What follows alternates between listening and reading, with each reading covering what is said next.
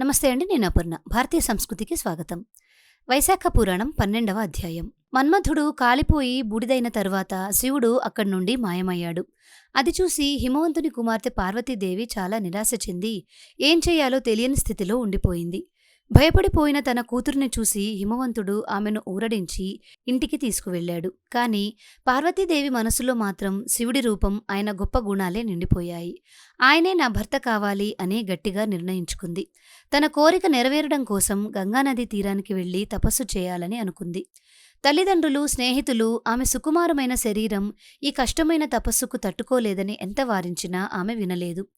పార్వతి గంగాతీరానికి చేరుకొని అక్కడ ఒక శివలింగాన్ని ప్రతిష్ఠించి ఆహారం మానేసి జడలు ధరించి 1000 సంవత్సరాల పాటు శివుడి కోసం ఘోరమైన తపస్సు చేసింది.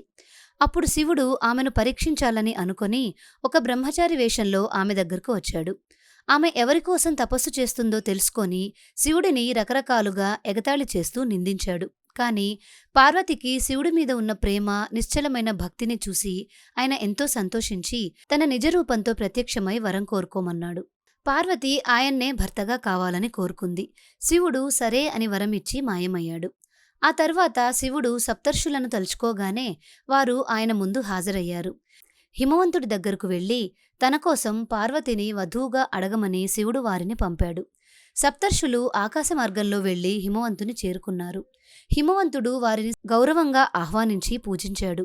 మీరు నా ఇంటికి రావడం నా పుణ్యం. నేను ఏం చేయాలో ఆజ్ఞాపించండి అని అడిగాడు. అప్పుడు సప్తర్షులు, హిమవంతుడా, నీ కుమార్తె పార్వతి ఎవరో కాదు, పూర్వజన్మలో దక్షుని పుత్రిక అయిన సతీదేవి. ఆమెకు తగిన భర్త శివుడు తప్ప ముల్లోకాల్లో ఎవరూ లేరు. ఆమెను శివుడికి ఇచ్చి వివాహం చేయి, నీ తపస్సు పండుతుంది అని చెప్పారు. తన కూతురు కూడా శివుడి కోసమే తపస్సు చేస్తోందని, ఆమెను శివుడికి ఇవ్వడం తమకు ఇష్టమేనని హిమవంతుడు సంతోషంగా ఒప్పుకున్నాడు. ఒక శుభముహూర్తాన లక్ష్మీదేవి, విష్ణుమూర్తి, దేవతలు, మునులు అందరి సమక్షంలో శివపార్వతుల వివాహం చాలా వైభవంగా జరిగింది. పెళ్లి తర్వాత శివపార్వతులు కొన్ని 1000 సంవత్సరాల పాటు హిమాలయాల్లో అందమైన అడవుల్లో విహరిస్తూ సుఖంగా గడిపారు. అయితే ఆ కాలంలో ఇంద్రుడి శాసనం వల్ల లేదా ఇతర కారణాల వల్ల శివపార్వతుల కలయిక నిరంతరం సాగడం వల్ల పార్వతికి గర్భం నిలవకుండా పోయింది. శివుడి కొడుకు చేతిలో తారకాసురుడు చనిపోతాడు అని ఎదురుచూస్తున్న దేవతలకు ఇది చూసి చాలా దిగులు కలిగింది. శివపార్వతుల కలయికను అడ్డుకుంటేనే గర్భం నిలుస్తుందని భావించిన దేవతలు ఆ పని కోసం అగ్నిదేవుడిని పంపారు. శివపార్వతులు కలిసి ఉన్న సమయంలో అగ్ని అక్కడకు వెళ్ళాడు. ఆ సమయంలో పార్వతి అగ్నిని చూసి సిగ్గుపడి పక్కకు వెళ్ళిపోయింది. తమ కలయికకు అడ్డుపడిన అగ్ని మీద శివుడికి కోపం వచ్చింది. నీ వల్లే గర్భం దాల్చాల్సిన పార్వతి దూరమైంది, కాబట్టి నా ఈ వీర్యాన్ని నువ్వే భరించు అని తన వీర్యాన్ని అగ్నిలో ఉంచాడు. అగ్ని ఆ వేడిని తట్టుకోలేక దేవతల సలహాతో దాన్ని గంగా నదిలో వదిలాడు. గంగ కూడా ఆ వేడిని భరించలేక తన తీరంలో ఉన్న రెల్లు పొదల్లో విడిచిపెట్టింది. అక్కడ ఆ తేజస్సు 6 భాగాలుగా విడిపోయింది. ఆ సమయంలో బ్రహ్మ పంపిన 6 కృత్తికా దేవతలు వచ్చి ఆ 6 భాగాలను ఒకటిగా చేశారు. అప్పుడు 6 ముఖాలు ఉన్న ఒక బాలుడు అక్కడ జన్మించి పెరుగుతున్నాడు. ఒకరోజు శివపార్వతులు నందిమీద ఎక్కి శ్రీశైలానికి వెళ్తుండగా పార్వతి స్తన్యం నుండి పాలు వాటంతట అవే కారడం మొదలైంది.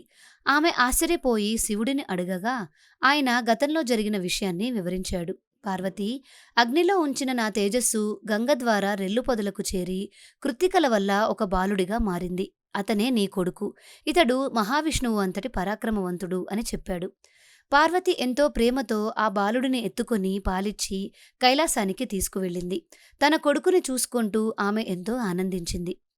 ఈ కుమార జనన కథను చదివినా విన్నా సంతాన ప్రాప్తి కలుగుతుంది. మన్మథుడు శివుడి కోపానికి గురైన వైశాఖ వ్రతం చేయడం వల్లే మళ్లీ తన భార్యను, రూపాన్ని పొందగలిగాడు.